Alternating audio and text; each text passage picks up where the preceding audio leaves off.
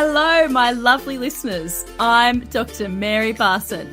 And I'm Dr. Lucy Burns. Welcome to this episode of Real Health and Weight Loss. Good morning, gorgeous ones. I am here with the most wonderful person, Dr. Mary, who I just love, and I think it's important to say on Valentine's how much I love her. Welcome, gorgeous girl. Hello, my dear friend, Dr. Lucy. I love you too. I do.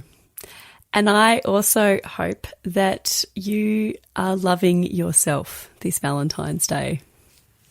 Well, certainly with your prompting, I am.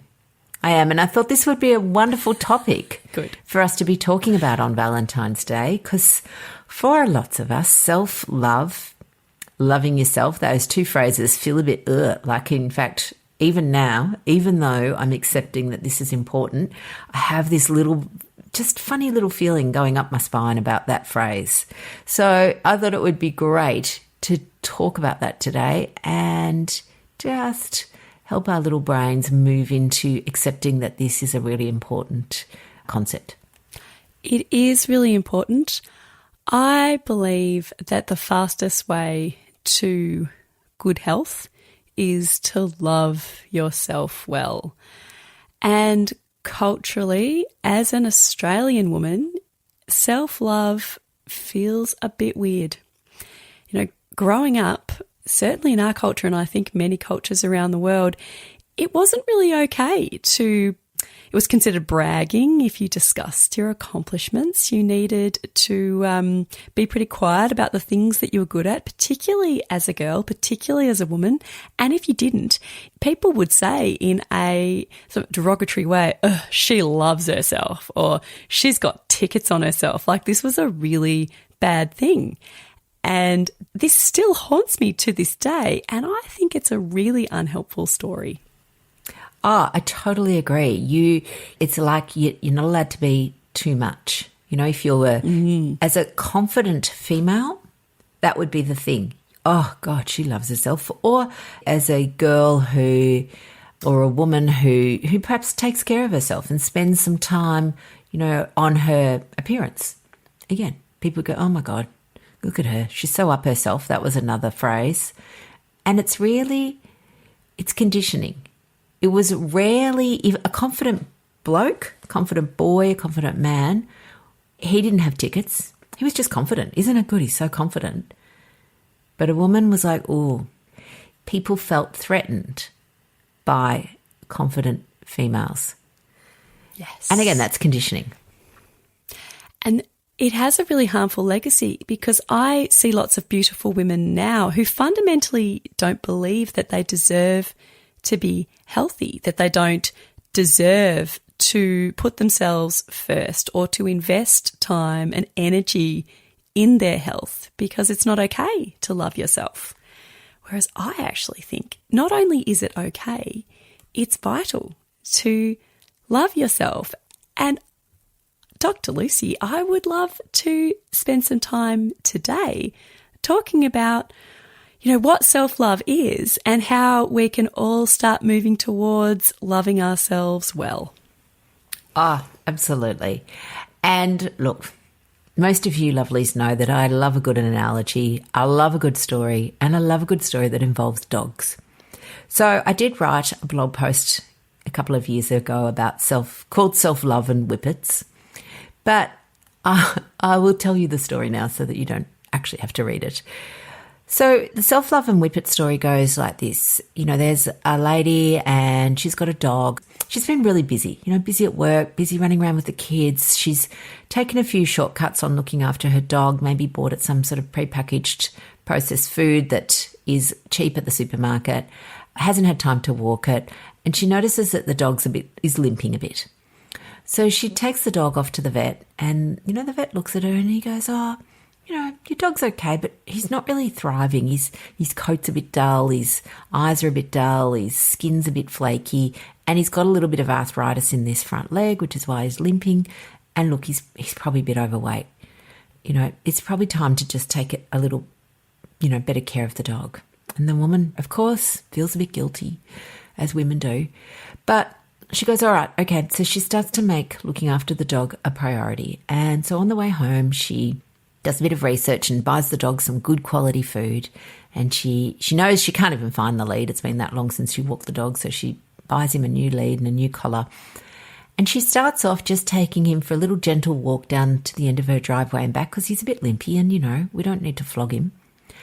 And she notices that over a couple of weeks, when she's doing this every single day, that the dog starts moving more freely. His coat starts to glow. His eyes are sparkling again. His skin's better.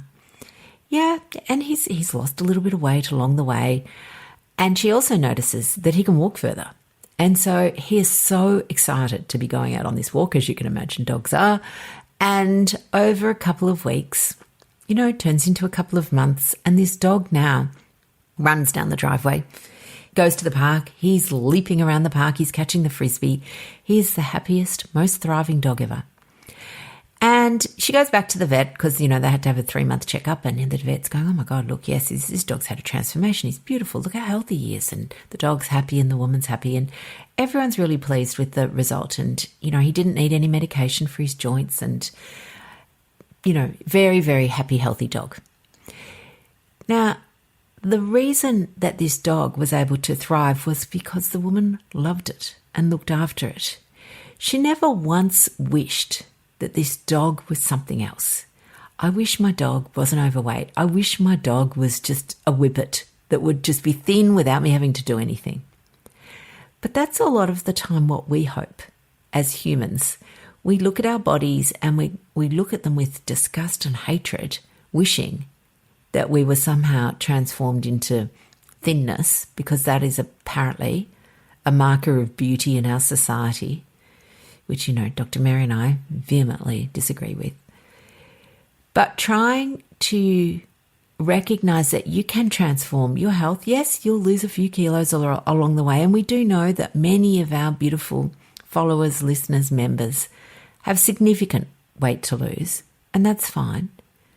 They do it, not by hating themselves or wishing they were different, but by accepting who they are and recognizing that there are steps they need to do to change what they're doing, and the result, the side effect, if you like, will be weight loss, but most importantly will be better health. I love that story. Yep. We don't all need to be whippets to be worthy.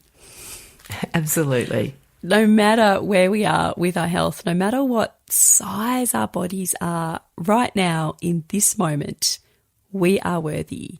You, beautiful listener, are worthy of good health and self-love. And if the idea of loving yourself is just icky and too difficult to embrace right now, that's fine. That's fine. You can give yourself time to step into that space.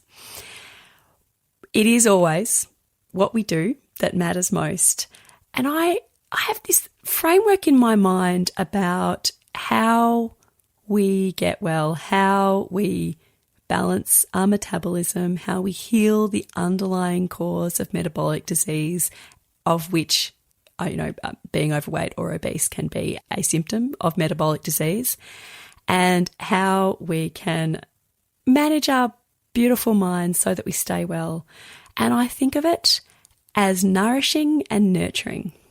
And the parallels between pet care are excellent, because those of us who have pets, or perhaps you could also extend this to children, is, we want the best for our beautiful fluffy ones and children. We want them to be healthy. We want them to be happy. And we nourish them with food and we nurture them as well. And this is what we should do to ourselves. So you are worthy of health. And how you can step into the health and the self-love is to nourish your body with really good food, good fuel. For me, eating is wonderful, delicious, enjoyable, and an act of self-love. I nourish my body with delicious, real food. And because I have got insulin resistance, because I've got polycystic ovarian syndrome in remission, but it's still there in my genetics, I nourish my body with low carbohydrate, real food it's amazing, it's delicious, it serves me, it keeps me well. That's the nourishing component. I also need to nurture myself though, because it's not all about food. Definitely not. Actually, the nurturing is even more important. This is like, the self-parenting, if you like. And I nurture my mind by being kind to myself. I nurture myself by essentially self-parenting. So I put in, boundaries. I'm firm but fair with myself. I put in boundaries around, what I do and I don't do in a really loving and kind way. And I look at my thoughts, I analyze them with self-kindness, and I'm able to question my thoughts. And by unlocking the stories in my head that drive me to want the ice cream, chips, chocolate, sugar, all of those unhelpful foods, by kindly analyzing them, meeting myself with kindness, I'm able to sort of nurture my mind back to that beautiful nourishment. And this combination of nourish and nurture really helps me stay on track. And I also nurture my body in a kind and loving way with movement. I think that moving my body is a lovely thing to do to nurture it. And for me also, intermittent fasting is a beautiful act of nurturing. I never, ever use fasting as a punishment. I never say, oh my Lord, I ate that tub of Ben and Jerry's, I better fast tomorrow to make up for it. Absolutely not. That is quite a toxic thought mistake, I think. Instead, for me, intermittent fasting is about giving my body a rest, about allowing all of these beautiful healing mechanisms to turn on, about letting my body flick naturally into the fasted state when all of these beautiful changes happen in my metabolism, which are really, really healthy. And when I balance the fasted state with the fed state, when I go and eat my beautiful meals, it optimizes my healing and my nourishment. But all of this requires self-parenting, self-love, nourishing and nurturing. I totally love that. I love that completely. And I think you're absolutely right. Things like fasting, that fasting's an action. And sometimes people go, oh, it's cruel, it's punishing, but it all depends on the motivation behind it. So if you're doing it as a punishment for what you ate, you're right. But if you're doing it as an act of self-love again, here we go. As I'm saying it, there's a little bit of vomit coming up in my mouth because that phrase just still, even as a person who constantly practices it, it feels, ugh. But even if we used that word acceptance, maybe if the self-love word feels too hard. But it is this idea, it's like if you've got a pet, of which I have several billion pets, I don't just give them free access to their food cupboard. They just gorge themselves. So there is some loving limits put on the access to their food. And I'm going to just put in a little slight bit of controversy here.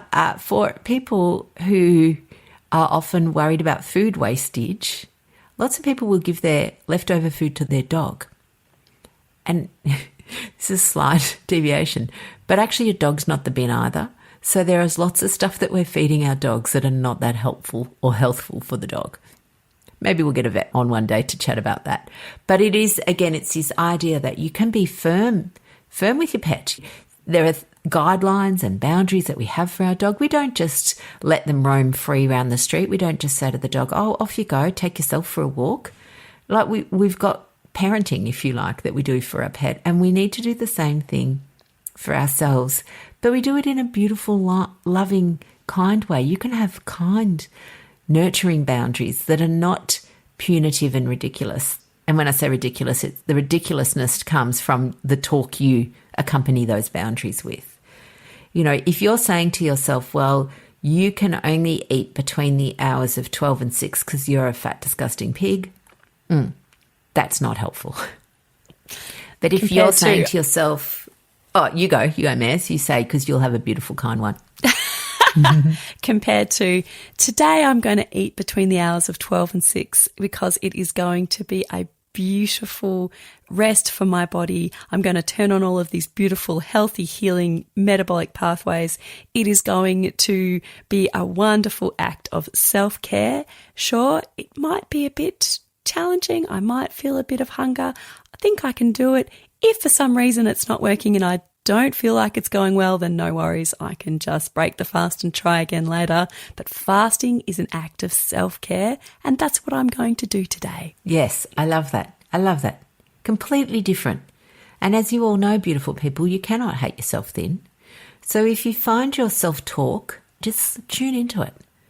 If you find that you're always calling yourself stupid or hopeless or ugly or fat or any of those words that we've often been conditioned, then just gently notice them. Again, you don't need to berate yourself for doing them, because that's the other thing when people go, oh my God, I'm so mean to myself, I'm so freaking hopeless.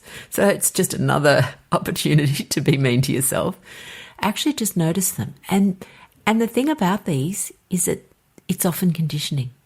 Again, conditioning, because just as we've heard, you know, in childhood, the slur was, oh, they love themselves, they've got tickets on themselves. The other judgmental slurs that people did was, oh my God, they're so fat, they're so ugly, they're so blah, blah. So it's okay to recognize that these thoughts are in your mind. You're not your thoughts. A thought is just a connection between two nerve cells. When it's repeated many times in your mind, it becomes a fairly, fixed thought, but you can change your thoughts at any time. Yes. I can remember as a teenager on music camp, music's always been a big part of my life. We were in the common room at this camp and some boys were reading some, men's magazines, kind of very like low-grade pornography, books that weren't entirely inappropriate for teenage kids, but they certainly shouldn't have had them at music camp. And all of these bikini models in these provocative poses, and these boys then just turning and looking at me as I was literally sitting there tuning my violin, going, God, why can't you look like that? And I felt this shame, Here I was, working on in unimportant things like, my violin playing skills, when really what I needed to do was to be this gorgeous fake tanned bikini model. And that is literally what I thought. Even now I can still feel that flash of shame is still there. And I thought that way for a long time. And I certainly have been exceedingly good at hating my body for a long time, but I don't anymore. I absolutely don't. I have changed my thoughts by thinking the thought over and over again that I am bloody fantastic just the way I am. You think that thought long enough and it becomes real, becomes your belief. Absolutely. And I just love that, Maz. You're right. You are bloody fantastic. I do love that I'm enough movement. Again, it's that tricky, the I'm enough sentence on its own doesn't quite make sense to me, because nobody actually just walks around going, I'm enough. But I like the bit that you can actually put something in before it. I'm good enough. I'm beautiful enough. I'm happy enough. I'm lovely enough. I think that can be a good step as well to, if you can't sort of bring yourself to go, oh, I love myself. It's interesting because I completely relate to what you're saying. I was always a tall girl at school. So I was the tallest in my year forever and was always in the middle at the back. And for most of my growing up childhood, I was told I was a big girl. Oh, you're a big girl. And I guess I probably was. I was bigger than the other girls. But certainly in Australia, big was also a euphemism for fat. And so my brain just heard I'm a fat girl. Up until not that long ago, I just thought, oh, I'm just one of those fat girls.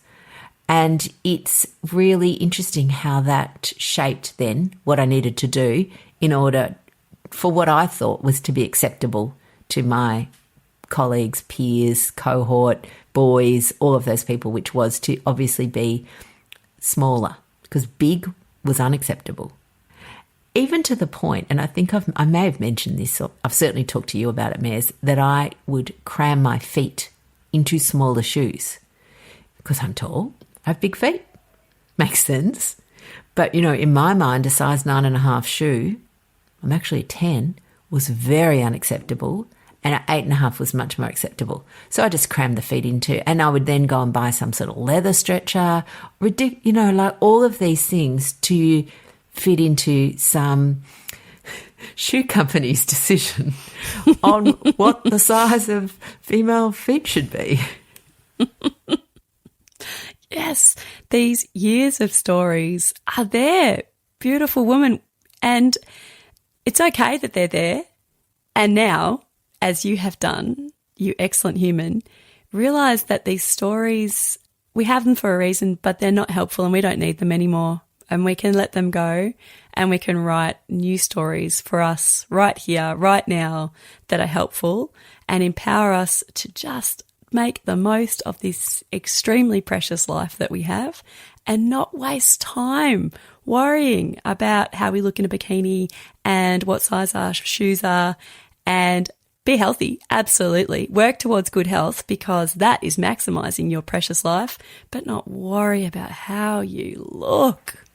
I know. I now look back and think, oh my God. So I think for lots of people, one of the things that we will suggest is if you can't quite bring yourself to that, loving yourself entirely, because I know people will go, but I still hate my legs. Okay. Then what we do is we really focus on the bits that you're happy with, that you find acceptable. Start with that. That's a good starting point. Because again, think about our brains. Our brains love focusing on our shortcomings and minimizing our wonderful good features. So why don't we reverse that and focus on our, beautiful points? And over time, we just minimize what we consider to be our shortcomings. And remember, you're the boss of you, so you get to decide what your shortcomings are, not what some bloody girly magazine for, pubescent boys decides. Yeah. I like my green eye colour and my eyelashes a lot. What about you, Lucy? What do you like about yourself? I actually love my teeth. So you have excellent teeth. Yeah. I do have excellent teeth. I've been very lucky. They managed, to just form in a way that didn't need any braces or anything, which is beautiful. But they're also very functional. As loving my teeth, it means I can care for them. It doesn't take very long. I do like to brush them. Part of loving my teeth means that I'm now a little more proactive with flossing. That was something I never did. In fact, I would just, as I'm walking to the bathroom, my thought would be, I hate flossing. Oh, God, I hate flossing. Why did anybody floss? I spent all this, I'm not going to say I spent a lot of time, like maybe 4 or 5 thoughts fleeted in about it until I just went, flossing takes an extra 30 seconds and will help me look after my thing, an asset. Help me look after my asset, which is my teeth. And I think if we look at our health as an asset and it's valuable, extremely valuable, like so valuable, then we go, okay, well, I need to look after this valuable asset. I love it. Good. I was thinking, what do I do to look after my eyes? Just all the things. Yeah. Well, you go get them checked. I do. Yep. And again, that's a good thing. It's part of self-care, isn't it? Self-care is not always fun. It's like going to appointments. It's sometimes boring. But, we all have to do that because we're grown-ups. Good. Now, beautiful people, we've got a fabulous, we have designed a lovely hypnosis for you guys, a guided hypnosis that you can download that will help you both nourish and nurture your body. Absolutely. And, we use the hypnosis a lot. It is incredibly powerful. But lots of people are a bit fearful of it, understandably. You don't want to be, clucking like a chicken on a stage. It's different. It's not that. This is obviously done by us. And we want to give you a little taste of the goodness that comes from a hypnosis. So you can download this beautiful hypnosis. We will send it to your inbox. Just go to rlmedicine.com/nurture. All little letters, all one word. Perfect. And beautifuls, on this gorgeous Valentine's Day, just spend a few minutes loving on yourself. You bloomin', beautiful, worthy, and fabulous people. Goodbye, beautiful humans. Love yourself this Valentine's Day.